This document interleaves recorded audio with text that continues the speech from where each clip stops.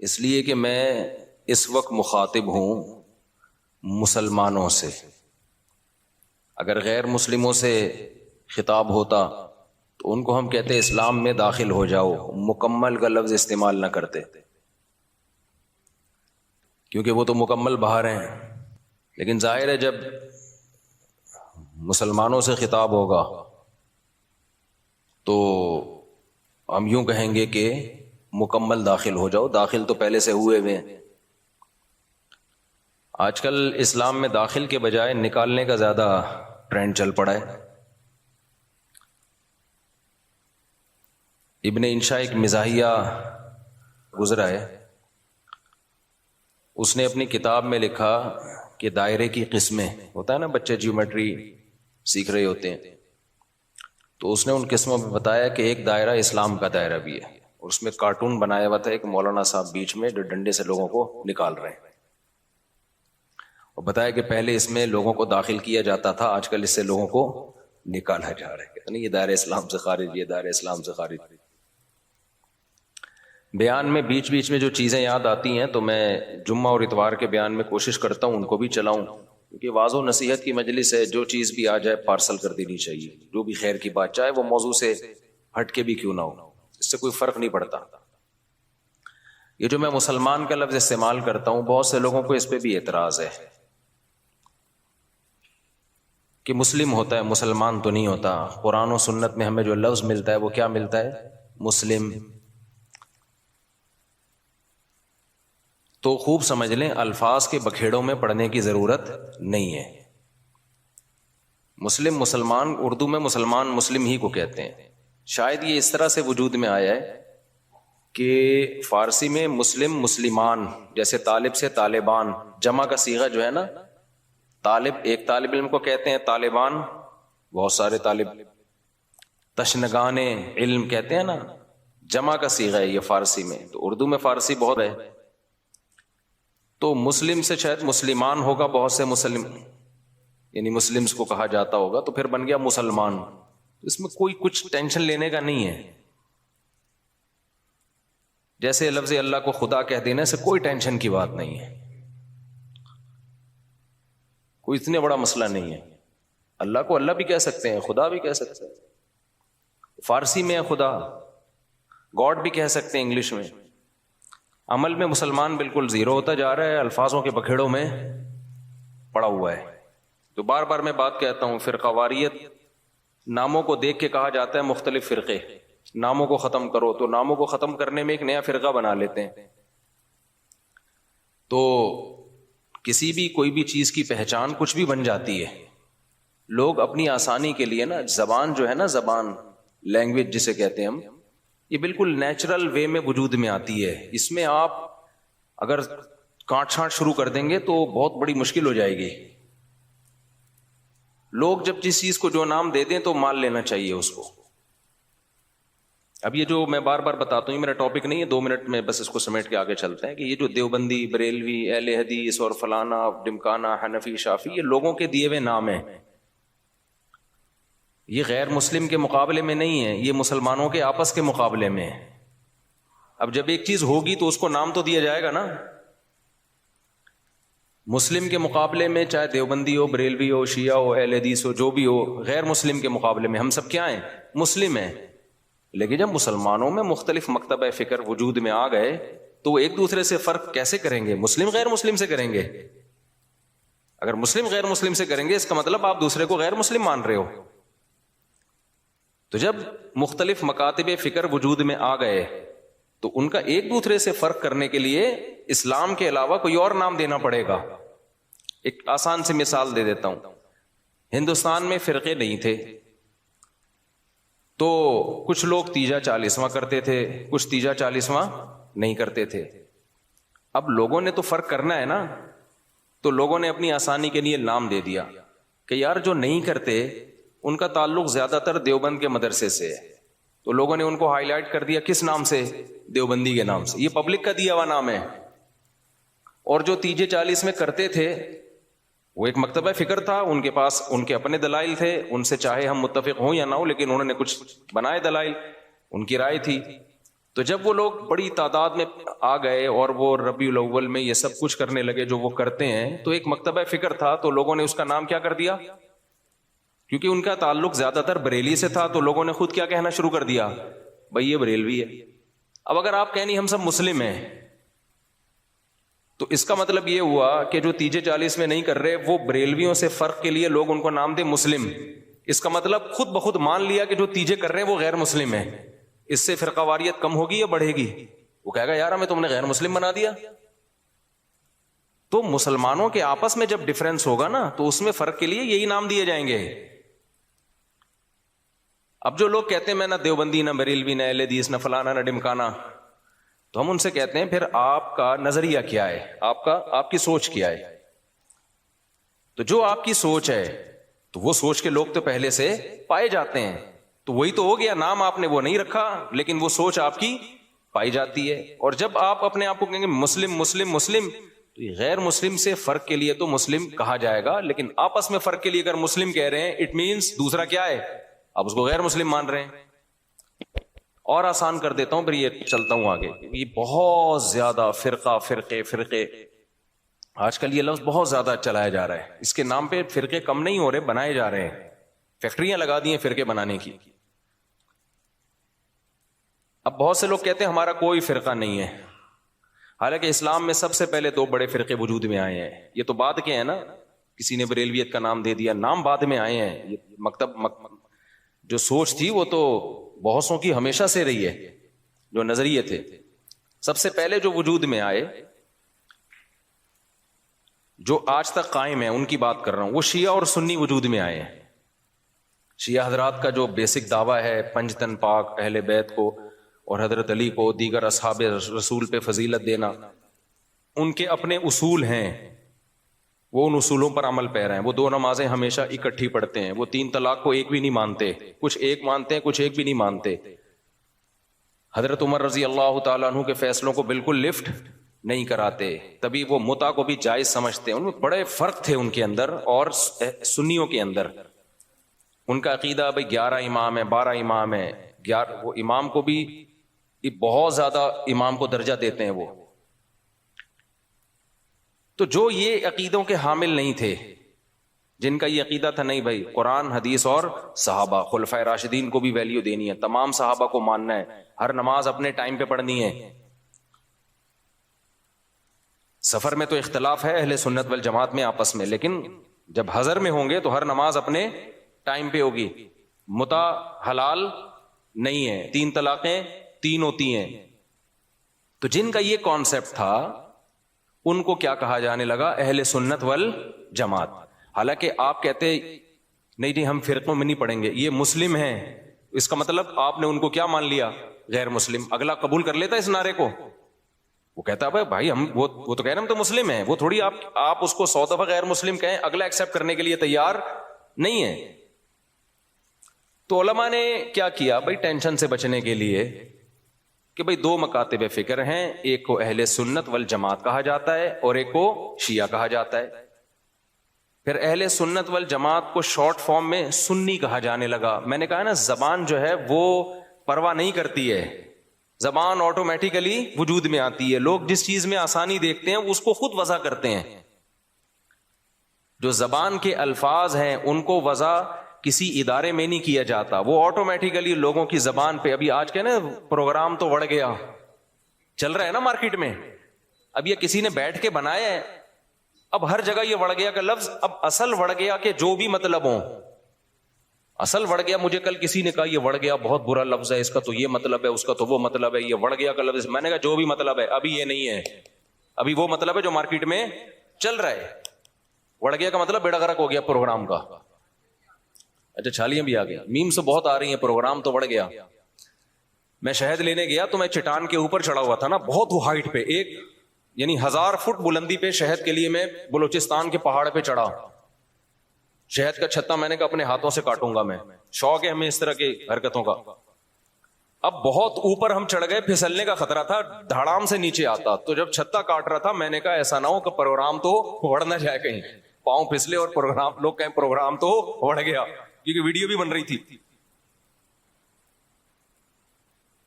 تو اب آپ لوگوں کو سمجھاؤ نہیں بڑھ گیا ایکچولی بہت اس کے برے معنی ہیں اور فلانا ہے. او بھائی کسی کا ذہن اس برے معنی کی طرف نہیں جا رہا. تو زبان بالکل نیچرل وے میں وجود میں آتی ہے اور اس کو جیسی ہے ویسے ہی رہنے دینا چاہیے, اس کو چینج نہیں کیا جا سکتا. تو اب بالکل ایسا ہی ہے کہ جو اہل سنت والجماعت تھے, شارٹ میں لوگوں نے ان کو کیا کہنا شروع کر دیا, سنی. اب آپ یہ کہیں میرا کوئی فرقہ نہیں ہے, میں کسی فرقوں کو نہیں مانتا, میں صرف مسلمان ہوں, تو لوگ آپ سے پوچھیں گے کہ بھائی آپ شیعہ ہو یا سنی ہو؟ وہ کہ میں شیعہ سنی کو نہیں مانتا, میں مسلم ہوں. میں کیا ہوں؟ خالص مسلم. تو اگلا پوچھے گا نا کہ آپ کے عقیدے کیا ہیں؟ آپ حضرت علی کو دیگر صحابہ پہ فضیلت دیتے ہو, آپ متع کو جائز سمجھتے ہو؟ وہ کہے نہیں. اسے کہا جائے آپ ہر وقت 2 نمازیں اکٹھے کرنے کے قائل ہو, ظہر ہمیشہ جیسے شیعہ لوگ پڑھتے ہیں؟ وہ کہے گا نہیں. تو اسی کو تو سنی کہا جاتا ہے جو یہ کام نہیں کرتے. آپ سب صحابہ کو مانتے ہو؟ ہاں جی مانتا ہوں. تو یہی تو سنی ہے, انہی کو تو سنی کہتے ہیں. کہ نہیں میں سنی نہیں, میں مسلم ہوں. تو بھائی جو عقیدے آپ کے ہیں ان شارٹ اس کو سنی کہا جاتا ہے. تو اس میں کیا تکلف ہے منہ سے پھوٹ دو کہ میں سنی ہوں؟ مان رہے ہو انہی عقیدوں کو, تو اسی کے تو لوگوں نے آسانی کے لیے ان شارٹ کیا کہنا شروع کر دیا, سنی کہنا شروع کر دیا. اب آپ اس لیے نہیں کہہ رہے اپنے آپ کو سنی کہ میں فرقے کی چھاپ نہیں لگانا چاہتا. بھائی چھاپ لگانا چاہو یا نہیں چاہو, پبلک جو ان عقیدوں کا حامل ہوتا ہے پبلک اس کو سنی ہی سمجھتی ہے. تو آپ بول دو میں سنی ہوں, کچھ نہیں ہوتا, اس سے کوئی قیامت نہیں آ جائے گی. ایسے موقع پہ بلا وجہ نہیں چیختے پھرو کہ میں سنی ہوں, میں فلانا ہوں, میں ڈمکانا ہوں, میں یوں ہوں. جب ضرورت پڑے تو کہا جا رہا ہے نا, بلا وجہ تھوڑی ہائی لائٹ کیا جا رہا ہے. اور آسان مثال, بر صغیر میں جب احمد رضا خان بریلوی آئے اور انہوں نے وہ بہت زیادہ اس کا پرچار کیا, خاص جو ان کے مخصوص عقائد تھے وہ صحیح تھے غلط تھے, اس کو بحث میں تو میں جا ہی نہیں رہا. اس کے بعد ایک خاص مکتبہ فکر وجود میں آیا کہ بھائی ربیع الاول کو عید کا دن کہنا ہے اور تیجا کرنا ہے, 40واں کرنا ہے, جو بھی کر رہے ہیں وہ ایکٹیویٹیز. اب کیا ہوا کہ جب یہ ایکٹیویٹیز بڑھی ہیں تو لوگوں نے کہا یہ والے جو لوگ ہیں نا, کچھ لوگ یہ چیزوں کو مانتے ہیں اور کچھ لوگ ان چیزوں کو بولو نہیں مانتے. تو لوگوں نے جو نہیں مانتے تھے ان کو دیوبندی کہنا شروع کر دیا, جیسے ہم لوگ نہیں مانتے, ہمارے اکابر بھی نہیں مانتے تھے. تو لوگوں نے کہا کہ یار یہ جو مکتبہ فکر ہے نا, ان کا تعلق زیادہ تانے بانے ان کے دیوبند مدرسے سے جا کے ملتے ہیں. تو چاہے اب تانے بانے دیوبند سے ملیں یا نہ ملیں, بر صغیر میں صرف دیوبند کا مدرسہ تھوڑی تھا, لاکھوں ہزاروں مدرسے تھے. چاہے جس مدرسے سے بھی فارغ ہو, چاہے وہ دیوبند کا نہ بھی ہو, پبلک نے اس کو کیا کہنا ہے, دیوبندی. کیونکہ پبلک آسانی دیکھ رہی ہے نا, آسانی دیکھ رہی ہے, اس کی ڈیپ میں نہیں جاتی, زبان میں نہیں اتنی ڈیپ میں جایا جاتا. لوگ کہتے ہیں یار ان شارٹ بتاؤ کیا ہو تم. اور جو لوگ یہ کام کر رہے تھے ان کو پبلک نے کیا کہنا شروع کر دیا, بھائی بریلوی کہنا شروع کر دیا. اب آپ کے ہاں کوئی بندہ رشتہ لے کر آیا اپنی بیٹی, آپ کی بیٹی کے لیے, بیٹھا ہوا ہے سامنے, چائے رکھ دیا آپ نے, ڈبو کے بھی نہیں کھا رہا, اس کو پتا ہے رشتہ ٹوٹنے کا خطرہ ہوتا ہے, ایٹیٹیوڈ کے خلاف ہے یہ ڈبو کے کھانا نا, تمیز سے بیٹھا ہوا ہے. آپ لوگ کیا تھے کہ آپ تیجا بھی کرتے ہیں, 40واں بھی کرتے ہیں, عرس بھی مناتے ہیں, قوالیوں میں بھی جاتے ہیں. آپ کا ایک یہ سوچ ہے آپ کو رشتہ اسی قسم کا چاہیے. میں سمجھا پا رہا ہوں, ادھر توجہ میری طرف. آپ کو رشتہ چاہیے اسی مزاج کا.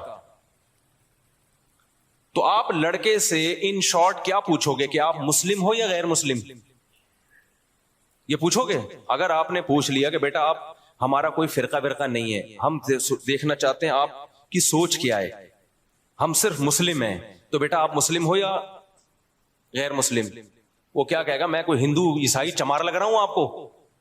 وہ شرم نہیں آتی آپ کس طرح کے سوال پوچھ رہے ہیں مجھ سے؟ بولو نا کیا ہو گیا, یہی کہے گا نا وہ جواب میں کہتے دیکھو بیٹا ہم فرقوں کو تو مانتے نہیں, ہم تو یہ مانتے نہیں دیوبندی, بریلوی, اہل حدیث اور شیعہ سنی. بیٹا یہ سب چیزیں یہ تو منجن ہے, منجن. یہ کیا ہے؟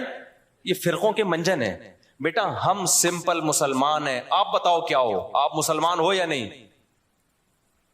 اگلا کہے گا انکل ختنے دکھا دوں کیا میں آپ کو, میں مسلمان ہوں تو مسلمان گھرانے میں آیا ہوں نا. کس طرح کی باتیں کر رہے ہیں آپ بھی مسلمان ہیں, ہم بھی مسلمان ہیں. تو اب آپ یہ بتائیں کہ مسلمانوں میں آپ کا مکتبہ فکر کیا ہے, کس سوچ کے حامل ہیں آپ کی سوچ کیا ہے, آپ کے اصول اور ضابطے کیا ہیں؟ آپ تیجے 40 میں کرتے ہیں؟ کہا ہاں بیٹا. آپ عرس پہ جاتے ہیں؟ ہاں بیٹا. آپ نبی کو حاضر ناظر سمجھتے ہیں؟ ہاں بیٹا.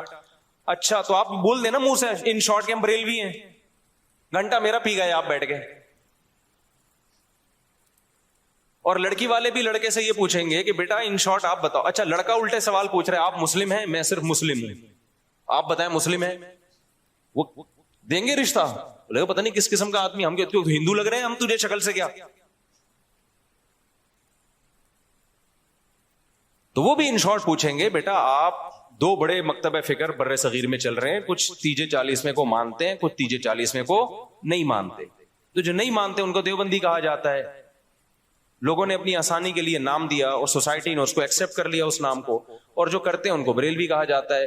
تو ان شارٹ آپ بتا دو کہ آپ دیوبندی ہو یا بریلوی. وہ اگر کہتے میں بریلوی, چل بھائی ٹھیک, رشتہ ڈن ڈنا ڈن. اگر وہ کہتے کہ میں دیوبندی ہوں تو بھائی پتلی گلی سے نکلو. سمجھ رہے ہو؟ ناموں کی بات کر رہا ہوں میں. ہاں بلا وجہ اپنا نام ہائی لائٹ کرنا. اچھا ایک اور اس میں ہم اہل حدیث کو بھی اس میں لے لیتے ہیں. اہل حدیث کیا ہے؟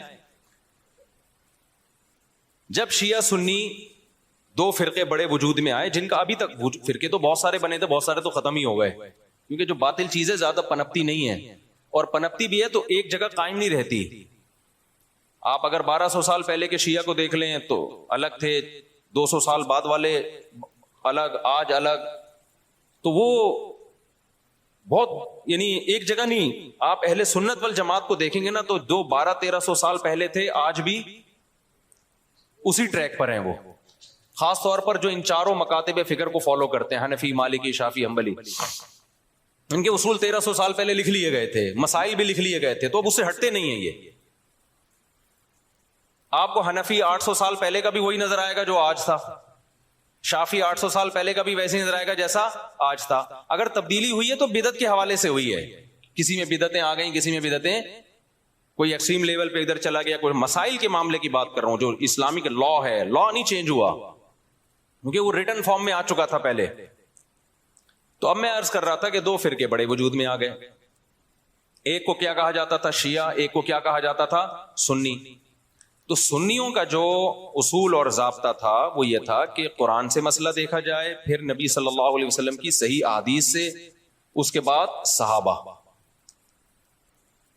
تو انہوں نے اس اصول کو سامنے رکھ کے ریسرچ کی, اور باقاعدہ جیسے حدیث کو ریٹن فارم میں محدثین لے کر آئے کہ بھئی اب سینہ بسینہ کب تک چلے گی, اس کو ریٹن فارم میں لے کر آؤ, کتابیں لکھو, ضائع ہو سکتا ہے علم. تو اسی طرح جو مسائل تھے, یہ جائز ہے, یہ ناجائز ہے, یہ مکروہ ہے, یہ حرام ہے, یہ مکروہ تنزیہ ہے, فلاں کام کرنے سے سجدہ سہو واجب ہوتا ہے, فلاں غلطی کرو تو سجدہ سہو نہیں, پوری نماز ہی لوٹانی پڑے گی, ہزاروں مسائل تھے نا. تو ائمہ کرام نے اجتہاد کیا اور مسائل کو ریٹن فارم میں لانا شروع کیا. تو جو اہل سنت والجماعت تھے وہ ان کے 4 مکاتب فکر وجود میں آئے. جو کام امام ابو حنیفہ نے کیا, اس کام سے جو متاثر ہوئے اور اس طریقے کو جنہوں نے فالو کیا, ان کو کیا کہا جانے لگا؟ حنفی. اور جنہوں نے امام شافعی کو فالو کیا, ان کو کیا کہا جانے لگا؟ بولتے کیوں نہیں؟ شافعی. اب آپ بتاؤ جو امام شافعی کو فالو کرتے, ان کو اگر ہم مسلم کہتے کہ نہیں حنفی شافعی کچھ نہیں ہوتا, یہ مسلم ہے, اس کا مطلب شافعی اگر مسلم ہے تو حنفی بھی غیر مسلم ہے؟ نہیں آئی میرا خیال ہے بات. تو یہ صحیح نام, یہ نام صحیح ہوتا؟ جنہوں نے امام مالک کو فالو کیا ان کو کیا کہا جانے لگا؟ مالکی. جنہوں نے امام احمد کو فالو کیا انہوں کے کیا کہا جانے لگا؟ حنبلی, جیسے کہ سعودی عرب میں. تو اللہ کا کرنا ایسا ہوا کہ یہ 4 اماموں کا فقہی دنیا میں چلا ہے صدیوں. بہت سارے مسائل میں ان میں اتفاق تھا. کچھ مسائل ایسے تھے کہ 2 امام ایک طرف, 2 دوسری طرف, کچھ میں 3 ایک طرف, ایک طرف. تو جو اختلافی تھے وہ اب اختلافی رہ گئے ہمیشہ کے لیے, جو اتفاقی تھے وہ کیا بن گئے؟ اتفاقی بن گئے.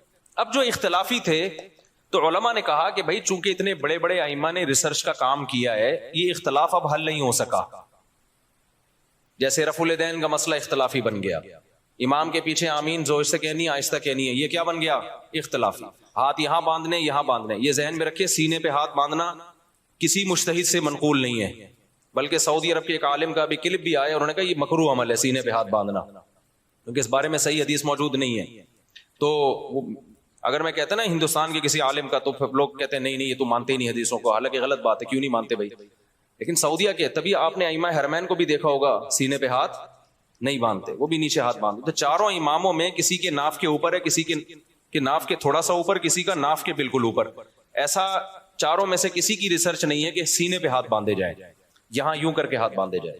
خیر جو باندھتے ہیں ہمیں ان سے کوئی چڑ نہیں ہے، کوئی اتنا بڑا ایشو نہیں ہے یہ، میں تو صرف یہ بتا رہا ہوں کہ یہ جو الزام لگایا جاتا ہے نا کہ یہ لوگ حدیثوں کو نہیں مانتے، یہ الزام غلط ہے، کیونکہ حدیثوں میں ہوتا نا تو یہ چار اتنے بڑے بڑے مجتہدین جن کو پوری امت نے، جو تابعین تبع تابعین کے دور کے لوگ تھے، ان کو تو حدیثیں زیادہ پہنچی تھیں اور حدیث کی سند کی تحقیق یہ زیادہ اچھے طریقے سے کر سکتے تھے، یہ قائل ہوتے اس کے۔ تو ابن خزیمہ کی جو روایت ہے سینے پہ ہاتھ باندھنے والی، وہ صحیح روایت نہیں ہے۔ مصیبت آج کل یہ ہے کہ آپ کا جو مذہب ہوتا ہے، آپ وہ حدیث کو لازمی صحیح کہنا ہے مارکیٹ میں جو چل رہا ہے، اور جو مخالف کی دلیل ہے وہ لازمی کیا ہے؟ پہلی نظر میں ہی ضعیف ہے، یہ چل رہا ہے مارکیٹ میں۔ خیر،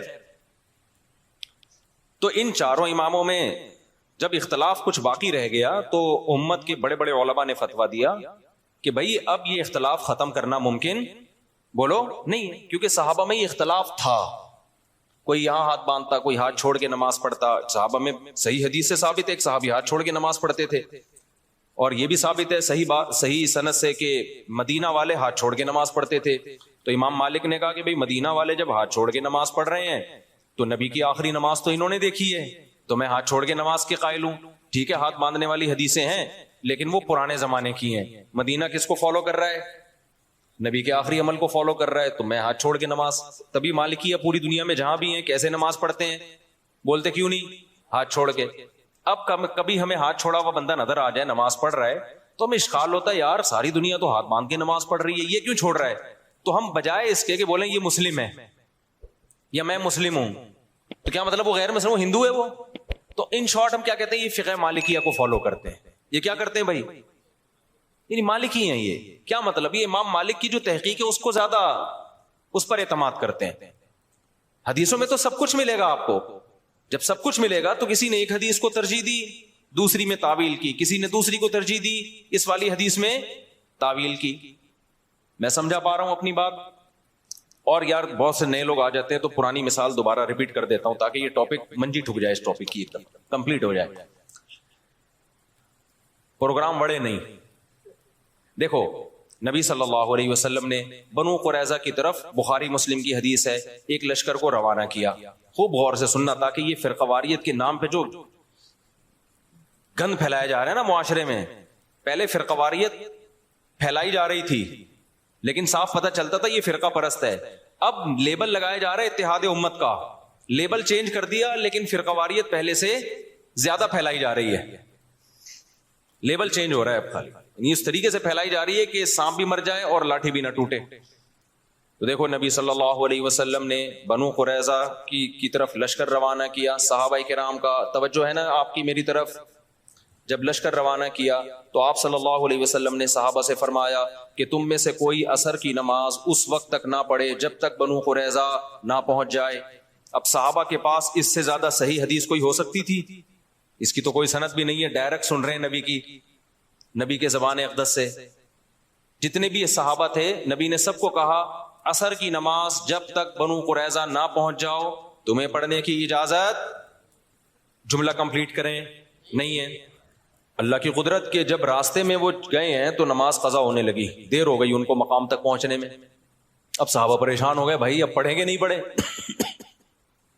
بعض حضرات نے کہا بھائی نبی کا آرڈر ہے نہیں پڑھنی، قضا کریں گے نماز، کیونکہ ہم تو نبی کے حکم کے محتاج ہیں، ہم پڑھتے کیوں تھے؟ نبی نے حکم دیا تھا نا، تو جب نبی نے چھوڑنے کا حکم دیا ہے تو چھوڑیں گے ہم۔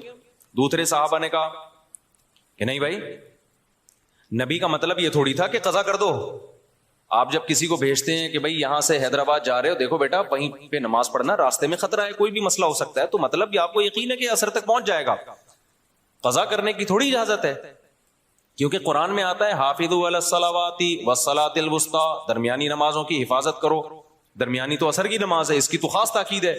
تو نبی کا حکم تو یہ ہے، لیکن نبی کا مقصد یہ بولو نہیں تھا. نبی عالم الغیب تھوڑی ہے, ان کو کیا پتا تھا کہ یہ قضا کر لیں گے, تو اس لیے ہم پڑھیں گے. اب دو جماعتیں بن گئیں, ایک نے کہا ہماری رائے ہے کہ ہم نے پڑھنی ہے, دوسرے نے کہا ہماری رائے ہے کہ ہم نے.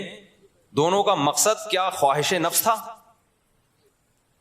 اب اگر وہ دونوں پھٹا شروع کر دیتے وہاں پہ کہ تو حدیث کا منکر ہے, معاذ اللہ نقل کفر منجن بیچ رہے ہو تم لوگ, ہمارے پاس صحیح حدیث ہے, نبی نے کہا ہے کہ نہیں پڑھنی, بس ہم نہیں پڑھیں گے, اور جو نہیں پڑھے گا ہمارے ساتھ, جو پڑھے گا وہ دائرہ اسلام سے خارج ہے, وہ حدیث کا منکر ہے, وہ گمراہ ہے, وہ جہنمی فرقوں میں ہے. اس سے فرقہ واریت کم ہوتی ہے بڑھتی؟ بولتے کیوں نہیں؟ لڑائی پیدا ہوتی, پھڈا پیدا ہوتا. جن کا خیال تھا نہیں پڑھنی, انہوں نے کہا بھائی ہمیں یہ سمجھ میں آ رہا ہے, اب نبی موجود تو ہے نہیں کہ ہم ان سے پوچھیں یا رسول اللہ آپ کا مطلب کیا تھا. رابطہ بھی نہیں ہے, کوئی فون بھی نہیں تھا اس زمانے میں. دوسرے فریق نے کہا بھائی ہمیں تو یہی لگ رہا ہے کہ نبی کا یہ مفہوم نہیں تھا, وہ تو ہمیں آسانی کے لیے نبی نے حکم دیا تھا, راستے میں خطرات ہوتے ہیں, اب قضا تھوڑی ہو سکتی ہے, ہمیشہ پڑھی ہے بھائی, تو آج ہی پڑھیں گے ہم. انہوں نے پڑھ لی. اب انہوں نے نہیں پڑھنے والوں کو یہ نہیں کہا کہ تم تو مطلب ہی نہیں سمجھتے حدیثوں کا, تمہارے تو کھوپڑی میں سینس. آج کل فروئی مسائل میں اسی طرح چیلنج کیا جاتا ہے نا, جب فروئی مسائل میں اختلاف کو ذکر کیا جاتا ہے تو مذہبی اسکالر کا ایٹیٹیوڈ یہی ہوتا ہے, بدتمیزی والا. تو صحابہ میں سے جن کا خیال تھا پڑھنی چاہیے پڑھ لی, جن کا خیال تھا نہیں پڑھنی چاہیے نہیں پڑھی. دو مکتب فکر وجود میں آ گئے کہ نہیں آ گئے اس لحاظ سے وقتی طور پہ. اچھا, دونوں نے ایک دوسرے کے پیچھے نمازیں بھی نہیں پڑھی, یہ بھی ذہن میں رکھیں. جب وہ پڑھ رہے تھے تو انہوں نے ان کی اقتدا نہیں کی ہے, ان کا خیال تھا یہ غلطی پر ہے. جب ایک جماعت نماز پڑھ رہی تھی تو دوسرے نے یہ ان کے پیچھے نماز نہیں پڑھی, کیونکہ ان کا خیال یہ تھا بھائی نبی کا مقصد, نبی نے حکم دیا نہیں پڑھنی ہے تو ہم کیسے پڑھ لیں. تو وہاں کسی نے فتویٰ نہیں لگایا کہ یہ دونوں ایک دوسرے کے پیچھے نمازیں ہی نہیں پڑھتے, یہ تو ویسے ہی کیا ہیں, گمراہ ہیں. بھائی کیسے پڑھے؟ ان کی رائے یہ کہ یہ ٹھیک نہیں کر رہے, اس لیے نہیں پڑھی انہوں نے نماز. تو میری اگر رائے یہ ہے کہ یہ والا مکتبہ فکر سنت کے مطابق نماز نہیں پڑھتا, یا ایسے نماز پڑھتا ہے کہ میری رائے کے مطابق وہ شرائط ہی نماز کی پوری نہیں ہوتی, تو میں نہیں پڑھوں گا. آپ مجھے کیوں گن پوائنٹ پہ مجبور کر رہے ہیں کہ پڑھو اس کے پیچھے آپ فرقہ واریت کو ختم کرنے کے لیے؟ اس سے فرقہ واریت تھوڑی ختم ہوگی. فرقہ واریت کیسے ختم ہوگی؟ جو صحابہ کا ایٹیٹیوڈ تھا, جس نے پڑھنی ہے پڑھ لے, نہیں پڑھنی ہے نہیں پڑھے. کسی نے گن رکھ کے دوسرے کو نہ پڑھوانے کی کوشش کی اور نہ چھڑوانے کی کوشش کی. میں سمجھا پا رہا ہوں؟ خدا کی قسم قدر کر لو ان باتوں کی, قدر کر لو, قدر کر لو ان باتوں کی. یہ جو آج کل نئے نئے اسکالر جراثیم پیدا کر رہے ہیں نا, یہ بہت خطرناک جراثیم ہے, ان سے تم گمراہ ہو جاؤ گے. پھر کیا ہوا؟ جب یہ فریق نبی کی خدمت میں پہنچا ہے واپس, نبی کو اطلاع دی گئی کہ ایک نے ایسا کیا دوسرے نے ایسا کیا, نبی نے کسی کو ملامت بولو نہیں کی. یہاں سے فقہا کو ایک اصول مل گیا قیامت تک کے لیے, بھائی حدیث کی تشریح میں اگر اختلاف ہوگا تو وہ اختلاف برا نہیں ہے. میں سمجھا پا رہا ہوں اپنی بات؟ اگر حدیث کی تشریح میں اختلاف, دیکھو جن صحابہ نے نماز چھوڑی انہوں نے حدیث کے الفاظ لیے, ایسا ہی ہے نا. جنہوں نے نماز پڑھی کیا انہوں نے حدیث نہیں لی؟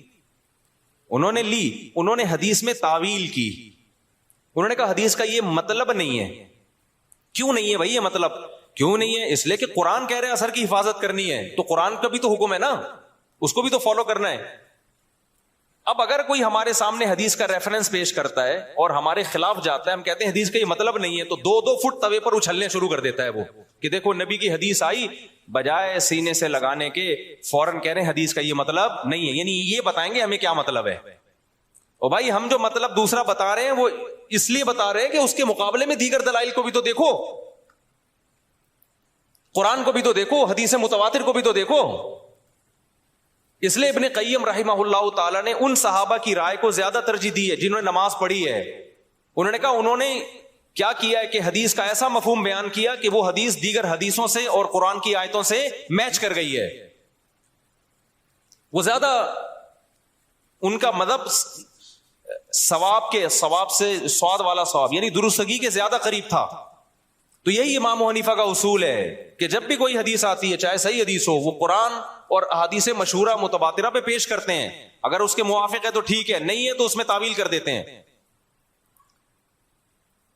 تو یہ اس حدیث سے ہمیں زندگی بھر کے لیے ایک اصول پتہ چل گیا. بھائی قرآن و سنت میں اگر نیت اللہ رسول کی ماننی ہے، دائیں بائیں جانا مقصد نہیں ہے، اپنی خواہشات کی پیروی مقصود نہیں ہے، تو پھر اگر حدیث کی تشریح میں اختلاف ہوگا تو وہ اختلاف برا نہیں ہے، اور اس کی بیس پہ نہ انسان جہنم میں جاتا ہے، بلکہ اس کی بیس پہ ہوتا کیا ہے، نبی کا حکم صحیح حدیث موجود ہے، اذا اجتہد المجتہد، جب کوئی اجتہاد کرتا ہے، مجتہد عام آدمی نہیں، مجتہد اجتہاد کرتا ہے، فإن اخطأ فلہ اجر، غلطی کرے گا پھر بھی اجر ملے گا، وإن اصاب فلہ اجران، درست نتیجے تک پہنچے گا 2 اجر ملیں گے اس کو. ہم کہتے ہیں دونوں صحابہ میں سے ایک نے صحیح کیا دوسرے نے غلط کیا، لیکن جس نے غلط بھی کیا نیت ٹھیک تھی ان کو یہی سمجھ میں آیا تو غلط کے باوجود ان کو اجر ملا، اور جنہوں نے صحیح کیا تو ان کو کتنے اجر ملے؟ بولو 2 اجر ملے. لیکن اتنی بات ثابت ہو گئی کہ نہ انہوں نے ان پہ طعنا تشنیع طنز کیا، نہ انہوں نے ان پہ طنز کیا. اب ہوا یہ کہ چاروں اماموں نے جب اجتہاد کیا تو اس کے نتیجے میں بھی یہی ہوا ہے کہ بہت سے مسائل میں آپس میں کیا ہو گیا؟ اتفاق. مثال کے طور پر اس مسئلے میں اتفاق ہو گیا کہ حالت اقامت میں حضر میں 5 نمازیں اپنے ٹائم پہ پڑھی جائیں گی، 2 نمازیں اکٹھی نہیں کی جائیں گی. سفر میں 3 امام اس کے قائل ہوئے کہ 2 اکٹھی کی جائیں گی، امام صاحب نے کہا کی جائیں گی مگر کس طریقے سے؟ قضا کر کے نہیں، بلکہ ظہر کو آپ عصر کے قریب لے کے جائیں گے، پھر پڑھیں گے، پھر عصر کو مقدم کریں گے. انہوں نے حدیثوں میں یہ مفہوم کیوں بیان کیا؟ وہی اصول تھا ان کا، بھائی پہلے کس پہ پیش کرو؟ قرآن پہ. تو قرآن تو ہر نماز سفر ہو یا حضر اپنے ٹائم پہ پڑھنے کا حکم دے رہا ہے آپ کو، تو انہوں نے کہا اس طریقے سے جمع کی جائیں گی. اب کیا ہوا؟ اسی طرح صدقہ فطر میں اختلاف ہوا. امام ابو حنیفہ نے کہا حدیث میں آتا ہے کہ آٹا دے دو کسی غریب کو، تو اگر کوئی پیسے دے دے تو بھی ٹھیک ہے، مقصد تو پورا ہو گیا. تینوں اماموں نے کہا نہیں بھائی مقصد نہیں، حدیث میں جب آٹا ہے تو ہم کیا دیں گے؟ آٹا ہی دیں گے. لہذا آپ نے سعودی عرب میں دیکھا ہوگا جب وہ عید کے دن فطرانہ دیتے ہیں تو آٹے کی تھیلیاں لے کر آتے ہیں عیدگاہ میں، دیکھا ہوگا نا جو لوگ سعودی عرب میں رہے ہیں. ہمارے یہاں ڈائریکٹ پیسے جمع کرا دیتے ہیں. ایسا ہی ہے کہ نہیں ہے؟ اب کیا ہوا؟ امام شافعی کی رائے ہوئی کہ بھئی ہاتھ یہاں باندھے جائیں، امام حنیفہ کی رائے ہوئی ہاتھ یہاں باندھے جائیں، امام مالک کی رائے ہوئی کہ ہاتھ چھوڑ دیے جائیں. تو یہ سب چیزیں حدیثوں میں ہمیں ملتی ہیں. امام شافعی کی رائے رکوع میں جاؤ تو ہاتھ اٹھا کے نماز پڑھو، رفع الیدین کرو. امام حنیفہ کی رائے عبداللہ بن مسعود کی صحیح حدیث ہے کہ بھئی صرف تکبیر تحریمہ میں کرو، اس کے علاوہ نہیں کرو، اور اس نماز کو عبداللہ بن مسعود نے نبی کی نماز قرار دیا. تو امام صاحب نے دلائل کے تانے بانے ملا، انہوں نے کہا میری نظر میں یہ آخری نماز ہے نبی کی، اس پہ قرائن ہے ان کے پاس، بہت مضبوط قرائن ہے. اب جب یہ مکاتب فکر بن گئے تو جس نے امام شافعی کو فالو کیا وہ رفع الیدین کر رہا ہے، جس نے امام حنیفہ کو فالو کیا وہ نہیں کر رہا. اب اس میں یہ کہنا کہ وہ حدیث کو مانتا ہے وہ حدیث کا منکر ہے، یہ ہے جہالت. اٹ از کالڈ، یہ اس کا مطلب ہے آپ کو ایک ادھر کے دلائل معلوم ہے ادھر کے معلوم نہیں ہے، یہ آپ کی کھوپڑی میں آ نہیں رہے، اپنی جہالت کو دوسروں پہ آپ تھوپ رہے ہیں. سمجھتے نہیں ہے نا بات؟ امام صاحب کا جو مذہب ہے رفع الیدین نہ کرنے میں بہت مضبوط مذہب ہے. امام ترمذی امام بخاری کے شاگرد لکھتے ہیں کہ زیادہ تر صحابہ رفع الیدین نہیں کرتے تھے. اس پہ میں کئی دفعہ پیش کر چکا ہوں حوالے، لیکن ابھی یہ ٹاپک نہیں ہے رفع الیدین، ایسا نہ ہو میرا پورا بیان وہ رفع الیدین کے کلپ نکال کے آگ لگا دیں اس میں. دونوں طرف دلائل ہیں. تو امت نے کیا کیا؟ انہوں نے کہا یہ کام اب ہو چکا ہے، فقہ مرتب ہو گیا، اب جو جس کو فالو کرے. زیادہ تر ہوا یہ کہ جو مکاتب فکر کے لوگ جس علاقے میں اسلام لے کر گئے تو غیر مسلم آٹومیٹیکلی اسی فقہ میں داخل ہو گئے. اب چونکہ ہندوستان میں جو اسلام آیا تو کوفہ اور بصرہ سے آیا ہے. کوفہ بصرہ میں عبداللہ بن مسعود اور علی کے شاگرد رضی اللہ ان کے زیادہ شاگرد تھے، وہ اسلامی خلافت کا ذریعہ تھا. تو وہاں سے اسلام دنیا بھر میں پھیلا، پورا ہندوستان. تو وہ نمازیں بھی وہی والی آ گئیں ساری، بغیر رفع الیدین والی. تراویحاں 20 رکعتیں آ گئیں، سمجھ رہے ہو؟ ازبکستان میں بھی وہی، ایران میں بھی، افغانستان میں بھی، بنگلہ دیش میں بھی. تو میجورٹی جو تھی وہ وداؤٹ رفع الیدین نماز پڑھنے لگی. اور چونکہ یہ امام حنیفہ کی رائے تھی تو اس مکتبہ فکر کو کیا کہا جانے لگا؟ بولو حنفی. اب اگر اس کو ہم مسلم کہتے اس کا مطلب جو رفع الیدین کرنے والے ہیں وہ کیا ہیں؟ غیر مسلم. تو یہ کوئی عقل کی بات ہوتی؟ یہ میں اس لیے کہہ رہا ہوں، لوگ کہتے ہیں نا نہ حنفی نہ شافی، ہم تو صرف مسلم ہیں. ابے تو پاگل ہے، تو پاگل ہے، تو منجن بیچ رہا ہے. بھائی ہم حنفی ہیں، شافعی اور مالکیہ کے مقابلے میں حنفی ہیں، غیر مسلم کے مقابلے میں کوئی حنفی شافعی نہیں ہوتا، اس میں ہم کیا ہیں؟ اس میں تو مسلم ہیں سارے.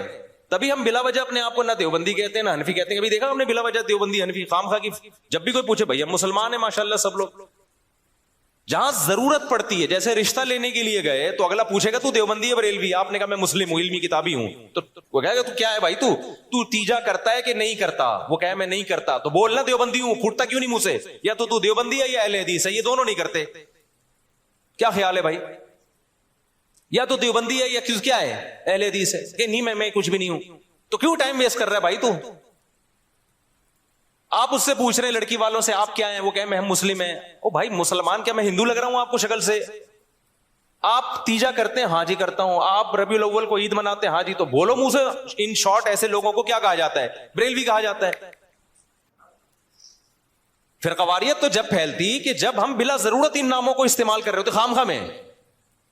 جہاں ضرورت نہیں ہے وہاں بھی اپنے نام کے ساتھ بلا وجہ کا حنفی لگایا ہوا ہے، بلا وجہ کا شافی لگایا ہوا ہے، بلا وجہ کا دیوبندی لگایا ہوا ہے، بلا وجہ کا اہل حدیث لگایا ہوا ہے. یہ تو بلا وجہ کا ہے. پھر ہم کہتے ہیں یار بلا جہاں ضرورت ہوگی وہاں یہ نام استعمال کیا جائے گا، جہاں ضرورت نہیں ہے تو وہاں یہ نام استعمال نہیں کیا جائے. اور جس کا کوئی نام ہی نہیں ہے، کہیں بھی منسوب نہیں ہے، اس کا مطلب وہ بالکل فارغ ہے. اس کا مطلب وہ کیونکہ جتنے بھی مسلمانوں میں فرقے چلے آ رہے ہیں وہ یا تو یہی ناموں سے ہیں، اور حدیث میں آتا ہے جو اہل حق ہے وہ ہمیشہ رہیں گے. تو آپ جب نئی چیز مارکیٹ میں لا رہے ہو تو آپ کبھی بھی اہل حق میں شامل نہیں ہو سکتے. تو اس لیے جلدی اب ہو گیا تو اب کیا کروں، پھر اس کو جلدی سے نمٹاتا ہوں میں جلدی سے اس ٹاپک کو. تو یہ جو سنیوں کے 4 مکاتب فکر تھے نا، ان میں وہ اختلاف نہیں ہے جو شیعہ اور سنی کا اختلاف ہے، کیونکہ یہ سب قرآن کو مانتے ہیں، حدیث کو مانتے ہیں، ایک دوسرے کا احترام کرتے ہیں، سب بدعت کے خلاف ہیں. تھوڑے ان میں آگے جا کے اختلاف آتے ہیں. تو اس اختلاف کو ختم کرنا اب پاسبل نہیں ہے، کیونکہ اگر پاسبل ہوتا تو اتنے بڑے بڑے ائمہ اور ان کے شاگرد ختم کر چکے ہوتے. اب امت نے کیا کیا کہ بھائی اب بجائے اس کے کہ وہی بحثیں دوبارہ ہوں، امت کی صلاحیتیں جہاد کے میدانوں میں اور بے حیائی کے خاتمے اور بدعت کے خاتمے میں خرچوں.